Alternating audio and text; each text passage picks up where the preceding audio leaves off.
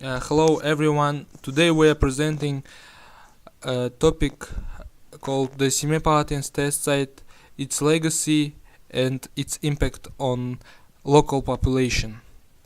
The Semey test site, also known as the Polygon, was the primary testing venue for Soviet Union nuclear weapons. It's located on the steppe in northeast Kazakhstan, south of the valley of the Irtysh River. The scientific buildings for the test were located around the west of the Semipalatinsk. The test site for Semipalatinsk was not chosen by chance. It is very lowly populated area and there were no major settlements within 100 kilometers. Nevertheless, significant amount of people may have been under radiation exposure from 1950s to the present due to several reasons. First is the transmission of radioactive particles through air. Second is being in direct proximity to the explosion site. Third is transmission of radiation through consuming food containing radiation. While first reason possibly has the lowest impact, now because explosions were stopped a long time ago, the other two are still present because the Polygon territory is not closed by any means, except for the most contaminated areas. Most of its 18,000 square kilometers is open and used. According to Ministry of Agriculture, more than 10,000 domesticated animals currently live in this area. Additionally, Polygon is used for collecting hay and mining coal. Radiation from these sources results in cataract, damage to unborn children, and most importantly, increased chance of getting cancer. More than 1 million people already were recognized as damaged by the radiation, and this number may still be increasing. Therefore, some interventions in the situation should be made.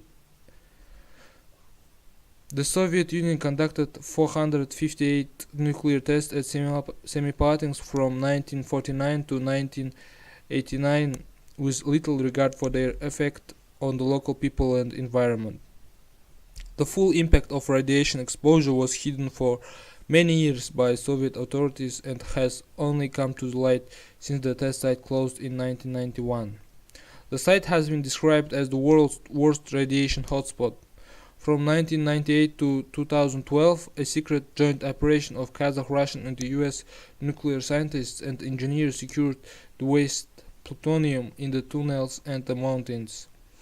After some tests, radioactive material remained on the now abandoned area, including significant amounts of plutonium.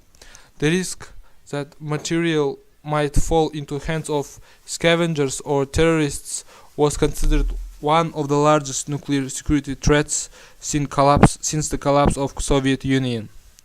The operation to address the problem involved in part pouring special concrete into test holes to bind the waste plutonium, and in other cases horizontal mine test holes were sealed on the entrance and covered over. Finally, in October 2012, Kazakh, Russian and American nuclear scientists and engineers celebrated the completion of the secret 17-year and 150 million operation to secure the plutonium and the tunnels of the mountains. However, the tragedy of this event was not forgotten.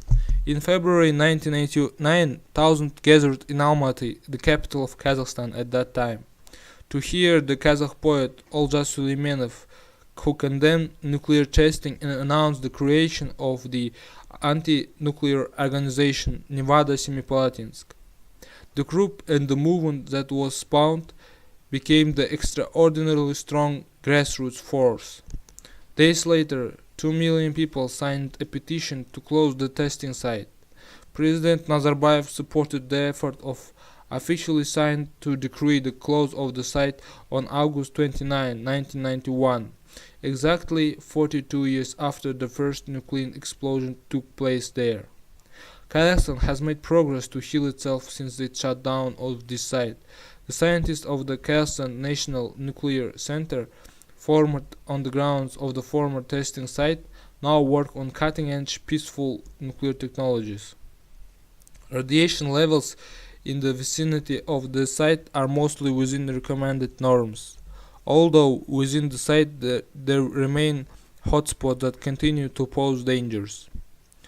While history cannot be reversed, the suffering of the Semipalatinsk should never be forgotten. One way to honor them would be to enact a universal ban on nuclear testing, such as the Comprehensive Test Ban Treaty, not only for people of Semipalatinsk, but Bikini Atoll, French Polynesia, or Marshall Islands, Nevada, and elsewhere around the world.